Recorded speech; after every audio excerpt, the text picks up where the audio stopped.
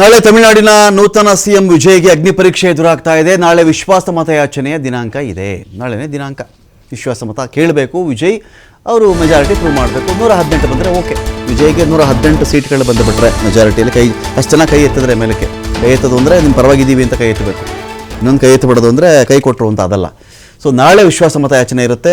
ವಿಜಯ್ ಕೇಳ್ತಾ ಇದ್ದಾರೆ ಇದನ್ನು. ಟಿವಿಕೆ ಅಭ್ಯರ್ಥಿ ಶ್ರೀನಿವಾಸ ಸೇತುಪತಿಗೆ ಹೈಕೋರ್ಟ್ ಶಾಕ್ ಕೊಟ್ಟಿದೆ. ಇಲ್ಲಿ ಟಿವಿಕೆ ಅಭ್ಯರ್ಥಿ ಇದ್ದಾರಲ್ಲ ಇವರು ಶ್ರೀನಿವಾಸ ಸೇತುಪತಿ ಅಂತ, ಇವರೇನಾಗಿದ್ದಾರೆ ಒಂದೇ ಒಂದು ಓಟಿಂದ ಗೆದ್ದುಬಿಟ್ರು. ಇವರು ಒಂದೇ ಒಂದು ಓಟಿಂದ ಗೆದ್ದುಬಿಟ್ರು.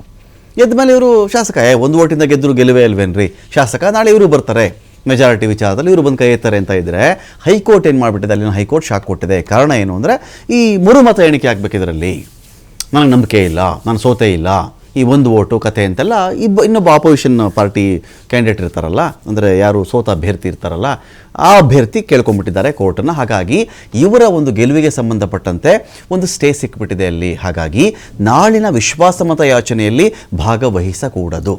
ವಿಜಯ್ ಗೆದ್ದಿರ್ತಕ್ಕಂಥ 108ರಲ್ಲಿ ತಿರುಚಿ ಇಲ್ಲ, 107 ಆಯಿತು.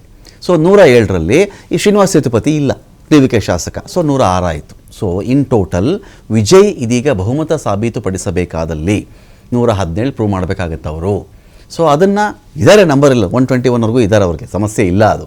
ಸೊ ಅಕಸ್ಮಾತ್ ಅದರಲ್ಲಾರು ಕೈ ಕೊಟ್ಟುಬಿಟ್ರೆ 3 ಜನನೋ 4 ಜನನೋ 5 ಜನನೋ ಆಗ ಪ್ರಾಬ್ಲಮ್ ಆಗುತ್ತೆ ಇವರಿಗೆ ಅಂತ.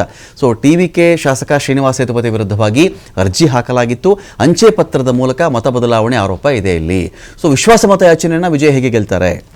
ಏನಾಗುತ್ತೆ ನಮಗೆ ವಿಶ್ವಾಸ ಮತಯಾಚನೆಯ ಸಮಯ ಬಹಳ ಹತ್ತಿರ ಇದ್ದಿದ್ದರೆ, ಪ್ರಮಾಣ ವಚನ ತೊಗೊಂಡ್ರಲ್ಲ ಮುಖ್ಯಮಂತ್ರಿಯಾಗಿ, ಆ ನಂತರ ವಿಶ್ವಾಸ ಮತಯಾಚನೆ ಫ್ಲೋರ್ ಟೆಸ್ಟ್ಗೆ ಅಂತ ಬಂದಾಗ ಸಮಯ ಬಹಳ ಕಡಿಮೆ ಇದ್ದರೆ ಬೇರೆ ಕಥೆ.